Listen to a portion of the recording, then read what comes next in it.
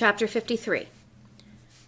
In my room, I'm tempted to go online and check my video's status, but instead I grab the phone and pull the piece of paper with Sophie's number from my pocket. I count the stars again, 10, then begin to dial.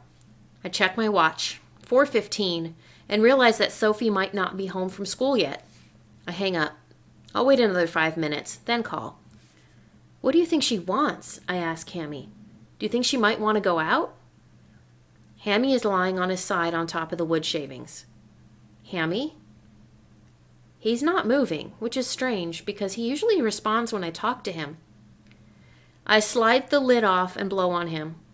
His fur moves, but he doesn't. "Ham?" My voice catches. I lift him out. His fur is soft, but his body is stiff. His tiny dark eyes stare blankly at me. I take Hammy to Lindsay's room. I don't knock on the door, just push it open. "David, Lindsay hops off her bed. "What is that?" She comes closer and grabs my wrist. Oh my. I start shaking but holding Hammy out in my palm. "Don't move." Lindsay runs to her closet and dumps out a shoebox full of envelopes. "Here," she says, offering me the empty box. I can't put Hammy in an empty box. He needs his wood shavings and water bottle. Lindsay shakes my wrist until Hammy falls into the box with a soft thud. I still feel the weight of him on my palm.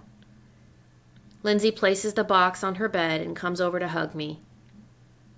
"Oh, David, I'm sorry. I know you loved that, but I'm gone." Down the steps and out of the house. I run faster than I've ever run in my life. I end up at Elliot's apartment building and pound on the door. A neighbor from across the hall peeks out, and I bolt. Away from Elliot, away from home, away from everything. Run, run, run. But I can't outrun one thought. Hammy's dead. The last thing Mom ever gave me is gone.